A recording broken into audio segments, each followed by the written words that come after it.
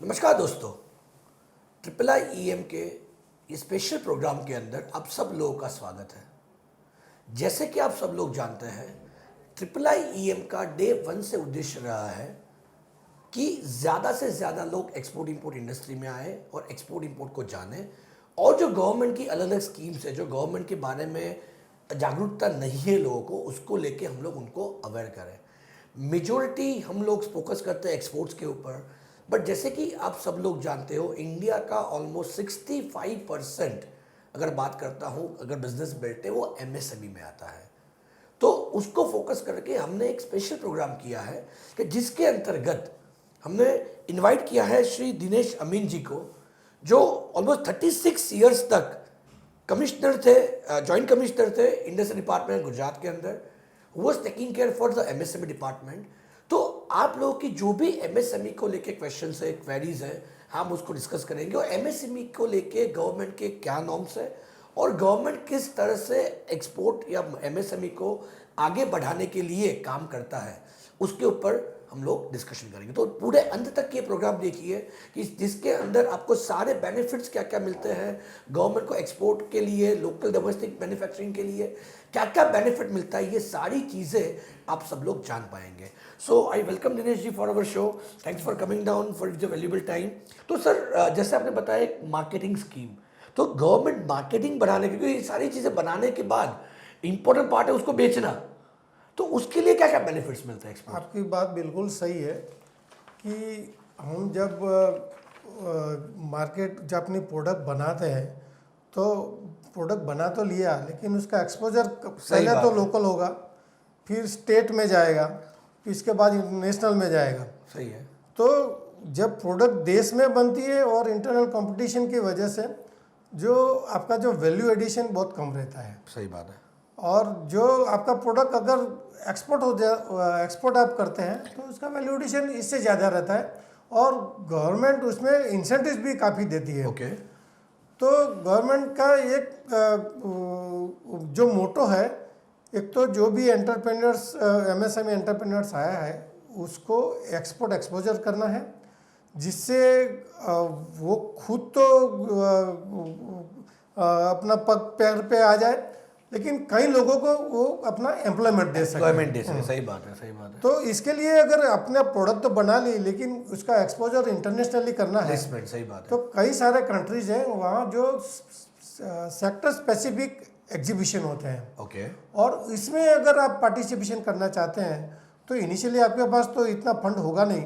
सही बात है। तो जो गुजरात गवर्नमेंट का जो स्कीम है, इसमें अगर जो अब्रॉड कंट्रीज़ में आप वहाँ जो आपने जो स्पेस रेंट पे लिया है, उसका जो स्पेस का जो अमाउंट है, प्लस आपके डिस्प्ले के लिए जो मटेरियल बनाया, या तो कोई डिस्प्ले कैटलॉग बनाया, तो दोनों का जितना भी खर्चा होगा इसका 60% और 4 lakh rupees whichever is less you will get as a subsidy. यानी आपका कहना है कि वहाँ का रेंट हो गया, यानी स्टॉल लेने का खर्चा हो गया, प्लस वहाँ का प्रमोशनल मटेरियल जो भी रेडी कर रहे हैं, yes. उसका अगर 60% तक की सब्सिडी गवर्नमेंट से मिलती है। यस। बट सर वो सच में मिल जाती है? मिल जाती है। और क्या प्रोसीजर रहती है सर उसके लिए? वो प्रोसीजर में ऐसा है, अगर स्टेट का आप ये उसको एमडीए स्कीम बोलते हैं। हाँ। तो आपको जो कंट्री में एग्जीबिशन होता है उसकी डिटेल के साथ आप गुजरात स्टेट के जो भी डिस्ट्रिक्ट में है, वो डिस्ट्रिक्ट के डीआईसी होते हैं, डिस्ट्रिक्ट इंडस्ट्री सेंटर। सही बात है। तो उनका जो हेड होता है वो जनरल मैनेजर होता है। तो जनरल मैनेजर डीआईसी आपका कंसर्न डिस्ट्रिक्ट को आपको एक लेटर वहाँ देना है कि भाई हम ये कंट्री में ये एग्जीबिशन हो रहा है, हम पार्टिसिपेट कर रहे हैं, और वहाँ हम आने के बाद आपके यहाँ हम क्लिप सबमिट करेंगे। इतना एक लेटर लेके वहाँ से एक्नॉलेजमेंट लेना है। Okay, fine. सिंपल वही प्रोसीजर है कि अगर मैं कोई भी जगह पे एग्जीबिशन पार्टिसिपेट कर रहा हूँ, उसका लेटर लेके सारे डॉक्यूमेंट्स, अगर जहाँ पे पार्टिसिपेट कर रहा हूँ, स्टॉल हो गया, कितना खर्चा है, उनका कोई स्टैंडर्ड फॉर्म नहीं है। नहीं, एप्लीकेशन ऑनलाइन है। ये तो आपने प्री इंटीमेशन कर दिया। ओके। फिर आप एग्जीबिशन को एग्जीक्यूट करके वापस आ गए, तो जो आप एग्जीबिशन खत्म होता है वो डेट्स के 6 महीने के अंदर आपको ऑनलाइन करना पड़ रहा है।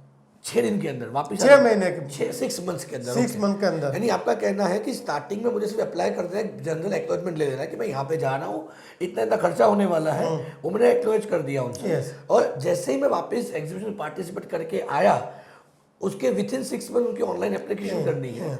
और ये online application government of Gujarat ने एक सिंगल विंडो स्कीम बहुत अच्छा एक वेबसाइट डेवलप किया है।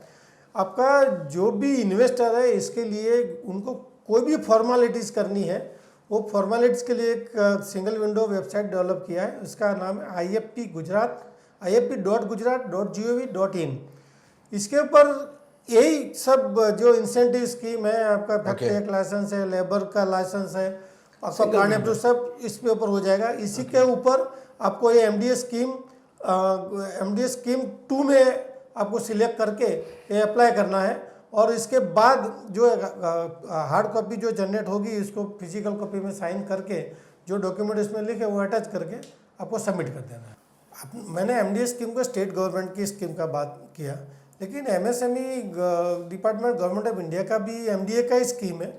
इसमें भी स्पेस रेंट और ये जो मटेरियल का तो मिलता है, सही बात है, लेकिन इसमें एक कंपोनेंट ज़्यादा है, इसमें to and fro economy airfare मिलता है। ओके, यानी आने जाने का खर्चा भी मिलता है। ओके, लेकिन उनका कंडीशन ऐसा है कि ये जो आप एग्जीबिशन जहाँ पार्टिसिपेट कर रहे हैं वो अप्रूव्ड होना चाहिए, प्री अप्रूव्ड होना चाहिए। Pre approved by government of India MSME department. Okay. तो आपको वो चेक करने के लिए MSME.gov.in पे उनका जो MA मार्केटिंग असिस्टेंट का स्कीम है, इसमें ये आपको देखना है कि भाई ये एग्जीबिशन अप्रूव है कि नहीं।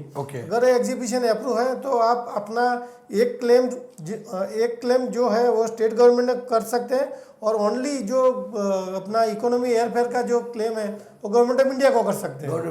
तो आपका जो कॉस्ट है आपकी रिड्यूस कर सकते हैं। तो सर साल में ये मैं कितनी बार ले सकता हूँ? बिकॉज बहुत बार ऐसा होता है कि गवर्नमेंट कोई भी स्कीम बोलो, गिनी चुनी कंपनियां फिक्स होती है, राइट, उन्हीं को मिलता है, ऐसा है कुछ के पर्टिकुलर साल में कुछ कैटेगरी बनाई? स्टेट गवर्नमेंट का जो स्कीम है वो जो पॉलिसी 2015 के तहत में है।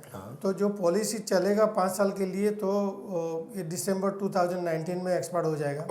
तो पूरी पॉलिसी के दरमियान आप 3 times you can take the benefit. यानी 5 साल की पॉलिसी के दौरान मैक्सिमम 3 बार क्लेम, एक कंपनी 3 बार क्लेम कर सकती है, ताकि दूसरे एंटरप्रेन्योर को चांस मिले। और गवर्नमेंट ऑफ इंडिया में साल में एक आप ले सकते हैं, साल में एक बार हर एक कंपनी को चांस मिलता लेने का।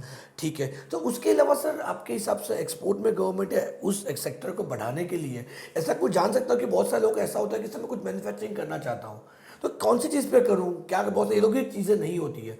तो MSME इन सारी चीज़ों के ऊपर भी फोकस करता है कि नए एंटरप्रेन्योर्स आए जहाँ पे उनको गाइडेंस मिले कि ये चीज़ों की रिक्वायरमेंट हो सकती है इन फ्यूचर। जैसे अभी अगर बात करूँ तो अभी एरोस्पेस को लेके बहुत सारा काम हो रहा है, राइट। तो वैसे कैसे बहुत सारे इनोवेटिव मैन्युफैक्चरर्स आए, नए SMEs आए, इवन अभी पार्क बन रहे हैं बहुत सारे, राइट। तो ऐसे पार्क के अंदर क्या क्या प्रोडक्ट बना सकते हैं वो लोग, ऐसे स्टार्टअप्स या नए इनोवेटर्स बन के, वो कहाँ से इंफॉर्मेशन मिल सकती है सर? सबसे पहले तो मैं ये बताना चाहता हूँ कि जो government of India and government of Gujarat का जो MSME जो डिपार्टमेंट है, वो अपना हर एक स्टेट का एक प्रोफाइल वो पब्लिश करते हैं। सुपर। तो इसमें क्या क्या, पहले तो उनके रिसोर्सेज क्या है स्टेट का, और इसके बाद वो इसमें अभी कौन सा सेक्टर में क्या पोटेंशियलिटी वो लोग बताते हैं। सुपर। तो इसी के मुताबिक कर सकते हैं, लेकिन ये इनफ नहीं है। I understand.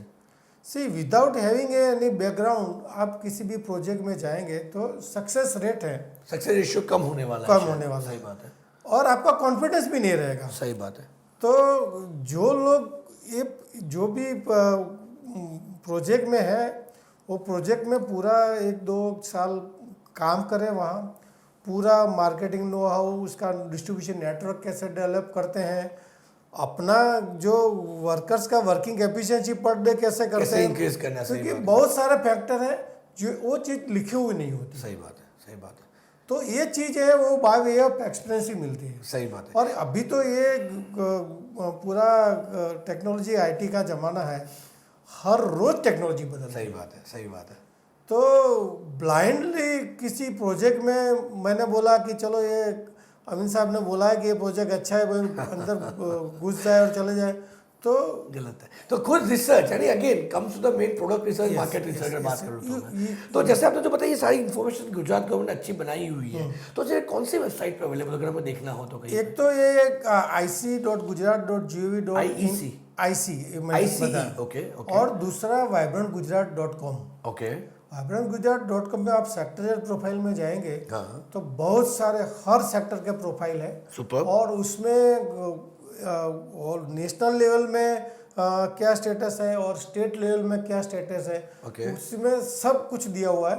इसमें से देख के आपको कहाँ गैप है वो देख के आपको ढूंढ के आपको उसमें आगे जा सकते हैं। यानी अगर आपको थाली भी पिरोसी गई है तो भी क्या खाना है वो आपको तो मेहनत करनी ही करनी है। अगर मैं सिंपल सी बात करूँ, yes, yes. गवर्नमेंट सारे एफर्ट लगा रहा है, क्या क्या चाहिए, कौन से सेक्टर में किस चीज़ की रिक्वायरमेंट है, क्या है, उसके समझने के बाद भी अगर आप खुद एक्सरसाइज नहीं करोगे तो कभी नहीं हो पाएगा, अगर मैं मानता हूँ तो, right. So I am really thankful Dinesh ji, आपने बहुत अच्छी इन्फॉर्मेशन दी। आई एम श्योर आप लोगों को ये सारी इन्फॉर्मेशन अच्छी लगी होगी। और भी आपको एमएसएमई को लेकर कुछ क्वेश्चंस है, क्वेरीज है, तो GCCI Gujarat chamber of commerce के अंदर दिनेश जी बैठे हुए, he is taking care for the specifically for the MSME department. तो आपको कुछ भी क्वेश्चन हो, क्वेरी हो, आप प्लीज़ आप यहाँ पे लिख सकते हैं। उनको अगर मिलना चाहते हो तो प्लीज़ प्री अपॉइंटमेंट लेके मिलिएगा, क्योंकि वो भी अपने शेड्यूल के अंदर बिजी होते हैं। एमएसएमई को लेकर के कुछ भी सपोर्ट चाहिए तो मैं मानता हूँ कि अगर एक एज एन एंटरप्रेन्योर अगर आप कुछ सोचते हो तो सबसे पहला कर्तव्य आपका है। अगर आपने उसके पीछे मेहनत नहीं की तो गवर्नमेंट आपको रास्ता दिखा सकता है, बट अल्टीमेटली चलना तो आपको ही है। अगर चलने के लिए भी आप सोचोगे कि आपको धक्का मारेगा तो वो कभी पॉसिबल नहीं होता। वो धक्का कभी गिरने वाली ही बात होती है अगर गलत हो तो। शादी तो हम करा देंगे, बाकी का काम आगे आपको करना है। सही बात की। अच्छी दिनेश जी, बहुत अच्छी इन्फॉर्मेशन दी। जिनको भी अच्छी लगी हो प्लीज़ मेरी रिक्वेस्ट है, प्लीज़ शेयर कीजिए, सब्सक्राइब कीजिए, ज़्यादा से ज़्यादा लोगों तक पहुँचाइए, ताकि ज़्यादा से ज़्यादा लोग इस चीज़ को लेके अवेयर हो और इंडस्ट्री में आए। क्योंकि 125 करोड़ की जनता है हमारी, अगर हर बंदा जॉब ढूंढने जाएगा तो दिलवाएगा कौन। और एमएसएमई का अगर संकल्प ही वही है कि ज़्यादा से ज़्यादा लोग एंटरप्रेन्योर बने और जॉब क्रिएटर्स बने, उसका अगर उस चीज़ को फोकस करते हो तो आप भी अच्छी तरह से domestic business as well as export business भी आप अच्छी तरह से कर सकते हो। तो प्लीज़ शेयर कीजिए, सब्सक्राइब कीजिए, कमेंट कीजिए। कुछ भी आपको अगर कुछ और इन्फॉर्मेशन चाहिए, कुछ जानकारी चाहिए उसको लेकर, तो प्लीज़ सब्सक्राइब कीजिए। Thanks lot for watching this. Thanks lot Dinesh ji for coming down. Thanks for visiting. Thank you.